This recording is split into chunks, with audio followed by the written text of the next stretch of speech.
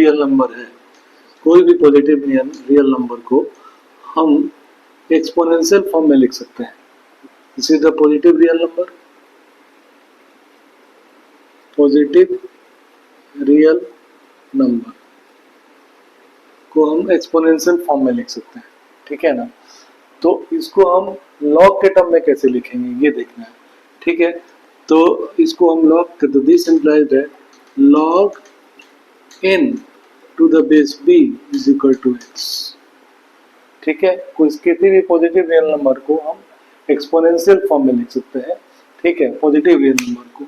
और इसको हम अगर हमें n का log लिखना है तो log n to the base b is can be written as is equal to x, यानी n जो है क्या, n क्या है, b रेज टू x है, दिख रहा है यहाँ पे b रेज टू x होना चाहिए। n की वैल्यू क्या है, ये बेस और ये बेस रेज टू x होना चाहिए, तो इसकी वैल्यू x होती है, ठीक है। जैसे मान लेते हैं 8 कोई नंबर है, 8 के power 2, 8 is equal to 2 raise to 3 लिख सकते हैं एक्सपोनेंशियल फॉर्म में। तो log बेस 2 8 की वैल्यू क्या लिख सकते हैं, 3, ठीक है ना। log ये बेस है, बेस जो है ना 8 को हम इस बेस के टर्म्स में 2 रेज टू 3 लिख सकते हैं और इसकी वैल्यू क्या हो जाएगी, 3 हो जाएगी, यानी इसको एक्सप्रेस कर सकते हैं एक्सपोनेंशियल फॉर्म में। तो पावर जो होगा इसकी वैल्यू हो जाएगी लॉग की, log 8 की वैल्यू। तो ये इस तरह से लिख सकते हैं। ये आपको ये पॉजिटिव रियल नंबर है, तो यहाँ पे आप देख सकते हैं कि अगर ये पॉजिटिव रियल नंबर है तो बेस क्या होना चाहिए, बेस क्या होगा, वो भी पॉजिटिव होगा, ठीक है ना। यानी कि ये बेस है, b क्या है, b है बेस, है ना, और ये क्या है, एक्सपोनेंट या पावर, ठीक है ना। तो log n to the base b की वैल्यू x हो जाएगी, where b should be greater than 0 होना चाहिए, b ग्रेटर देन 0 होगा ही, ठीक है ना। और n शुड बी, n तो ग्रेटर देन 0 की डेफिनेशन में ही होता है कि n की वैल्यू 0 से बड़ी होनी चाहिए, ठीक है ना। अब देखो तो बेस की वैल्यू 1 के इक्वल नहीं हो सकती, बेस की वैल्यू 1 के इक्वल नहीं हो सकती। अब ये क्वेश्चन कैसे एराइज होता है कि 1 के इक्वल क्यों नहीं हो सकती, ठीक है। तो देख लेते हैं, अगर हम n कोई भी पॉजिटिव रियल नंबर है और बेस के पावर बेस b की वैल्यू 1 ले लेते हैं, 1 रेज़ टू x है, ठीक है। तो n कोई भी पॉजिटिव रियल नंबर है, जबकि 1 रेज़ टू x की वैल्यू क्या है, x की कोई वैल्यू रखो इसकी वैल्यू 1 ही आएगी, यानी कि n क्या है, n एक कांस्टेंट हो गया, n की वैल्यू 1 आ रही है बार बार, ठीक है।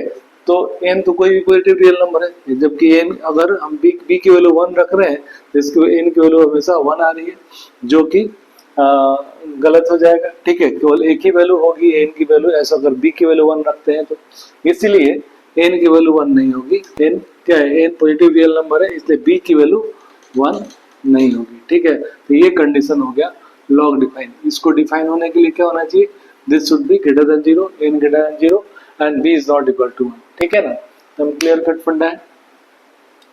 तो यहाँ से हम एक कंक्लूजन निकाल सकते हैं कि अगर एक टेक्निक भी निकाल सकते हैं, अगर अपने पास log base b n is equal to x दिया हुआ है ना, तो कैसे लिख सकते हैं, n is equal to b raise to x, n is equal to b raise to x, conclusion निकल गया, ठीक है ना। यहाँ से n इज इक्वल टू, अगर log बेस b n है तो n is equal to b raise to x हो जाएगा, ठीक है ना। n क्या होना चाहिए, ये कंडीशन आपको याद रखना पड़ेगा, ठीक है ना, बेस ग्रेटर देन 0। तो n पॉजिटिव रियल नंबर है, ये आपको याद, तो ये log जो डिफाइन होगा पॉजिटिव रियल नंबर के लिए डिफाइन होता है, ठीक है ना। तो n पॉजिटिव रियल नंबर है तो बेस देखिए ग्रेटर देन 0 ऑब्वियसली आ जाएगा, ठीक है। और x तो कुछ भी हो सकता है, कोई भी रियल नंबर हो सकता है, ठीक है ना, पॉजिटिव नेगेटिव कुछ भी हो सकता है ना, ठीक है। तो ये हो गया आपका कंडीशन। ये तो एक ट्रिक है जो आपको याद रखने का, n is equal to b raise to x, ये आपको याद रखना चाहिए, ठीक है। चलिए नेक्स्ट देखते हैं। अब मान लेते हैं ऐसे क्वेश्चन कुछ लेते हैं और इस पे हम डिफाइन करते हैं इसको। जैसे मान लेते हैं एग्जांपल है, छोटा सा एग्जांपल ले लेते हैं, 81 is equal to 3 raise to 4 हो जाएगा। 81 को कैसे एक्सप्रेस कर सकते हैं, 3 रेज टू 4, ठीक है ना।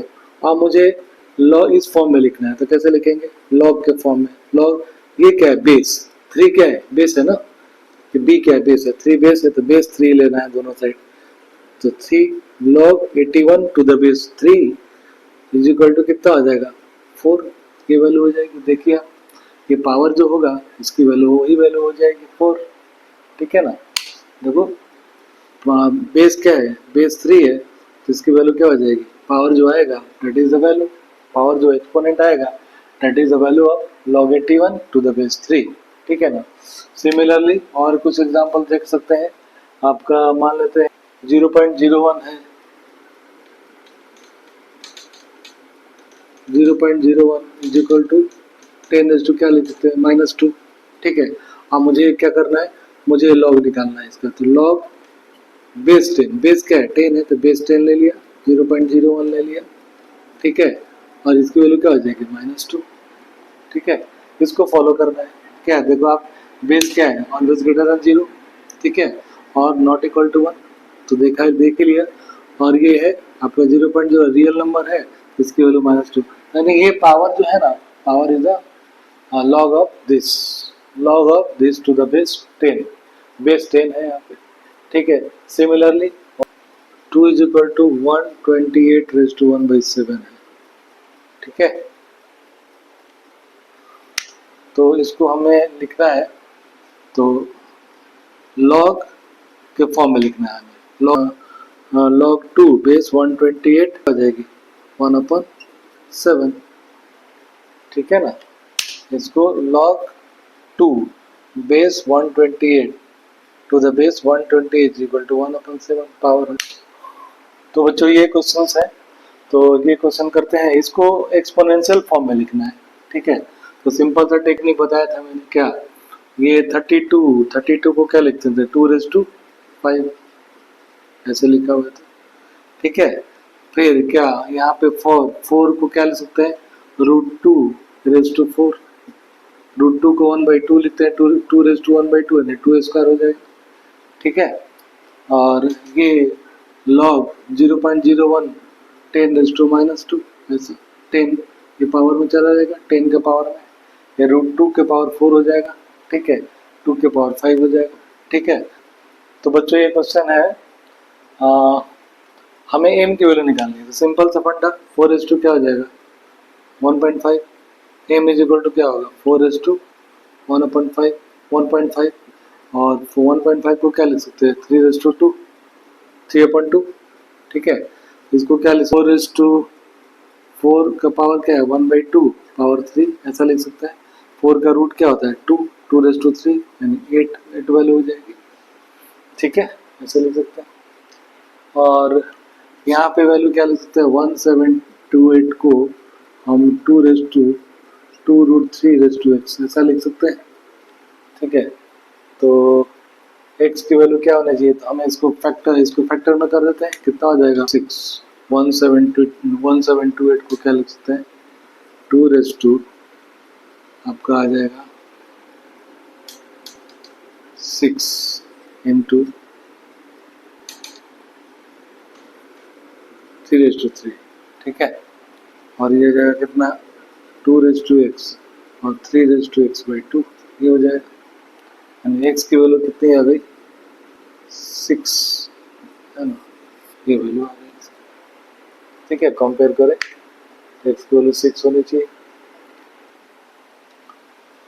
कुछ फंडामेंटल बातें, ठीक है, कि log 1 की वैल्यू जो होगी 0 होती है, ठीक है, ऑलवेज, बेस चाहे कुछ भी हो, ठीक है, क्योंकि 1 को हम क्या लिख सकते हैं, b⁻0, और b चाहे कुछ भी हो इसकी वैल्यू तो 1 ही आने वाली है, ठीक है। तो log 1 की वैल्यू क्या होगी, ऑलवेज 0 होगी, ठीक है, याद रखना है, ठीक है। अब मैं आगे बताऊंगा कि log 0 की वैल्यू क्या होगी। log 0 की वैल्यू क्या होगी, log 0 जो होगा अनडिफाइंड होगा, ठीक है, log 0 अनडिफाइंड होगा। log 0 अनडिफाइंड कैसे होगा, जैसे log 0 इज इक्वल टू ले लिया, मान लेते हैं c, ठीक है, और बेस b ले लिया। जब बेस कोई वैल्यू ले लेते हैं, मान लो बेस है 2, ठीक है, तो 0 इज इक्वल टू क्या लिख सकते हैं, 2 इज इक्वल 2⁻c, ठीक है। तो c अगर माइनस इंफिनिटी होगा तभी ये 0 होगा, ठीक है, यानी अनडिफाइंड हो गया, ठीक है। c चाहे कुछ भी ले लो आप, c माइनस इंफिनिटी बेस कुछ भी लो, अगर बेस पॉजिटिव होना चाहिए, 2 या 2 से कम ले लो, 0 से बड़ा और 2 से कम ले भी ले लो तो भी हो जाएगा।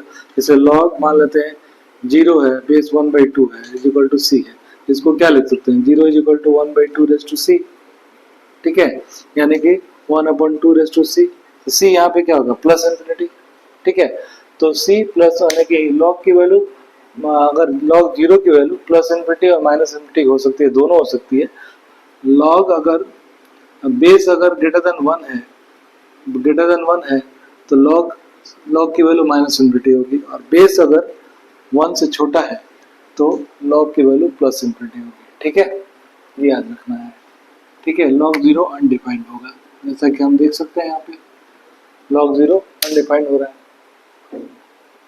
log -2 है और बेस मान लो b है, इज इक्वल टू c है, ठीक है। मान लो बेस कुछ और ले लेते हैं, बेस मान लो 3 ले लेते हैं, तो ये पॉसिबल नहीं है, -2 is equal to 3 raise to c, ठीक है ना। तो 3 रेज टू c है, तो ये वैल्यू कभी नेगेटिव आ ही नहीं सकती है, इसलिए ये क्या होगा, log x is not defined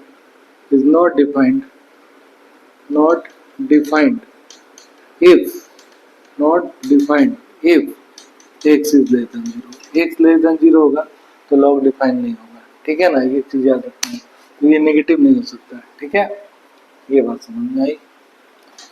अब बेस की वैल्यू हम देख चुके हैं कि ग्रेटर देन 1 होना चाहिए, ग्रेटर देन 0 होना चाहिए बेस, ठीक है, नॉट इक्वल टू 1 होना चाहिए, ठीक है ना। कि पहली प्रॉपर्टी है log base b x plus log base b y, इसकी वैल्यू क्या होगी, log base b x into y, ठीक है।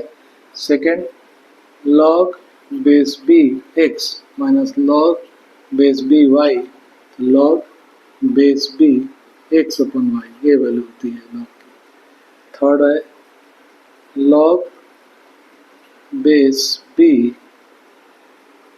x है, तो इसको लिख सकते हैं log x अपन log b, बेस कुछ भी ले सकते हैं, बेस c या d या e जो लेना है ले लो, log बेस d ले रहा हूं मैं, ठीक है, बेस चाहे कुछ भी लो, कुछ भी ले सकता हूँ, ठीक है। Fourth one is log base b x to the power n है, n into log base b x हो जाएगा। फिफ्थ वन इज अगर base b raise to log b x है, इसको लिख सकते हैं x, ठीक है, इसको x लिख सकते हैं। सिक्स प्रॉपर्टी है a raise to log base b x है, इसको लिख सकते हैं x to the power base b a, ऐसा भी लिख सकते हैं, ठीक है। सेवेंथ प्रॉपर्टी है if log base b x greater than c है, then x is greater than b raised to c if base is greater than 1, ठीक है। एट प्रॉपर्टी है if log base b x greater than c है, तो then x can be written as x raised to b raised to c if base lies between 0 and 1, ठीक है ना।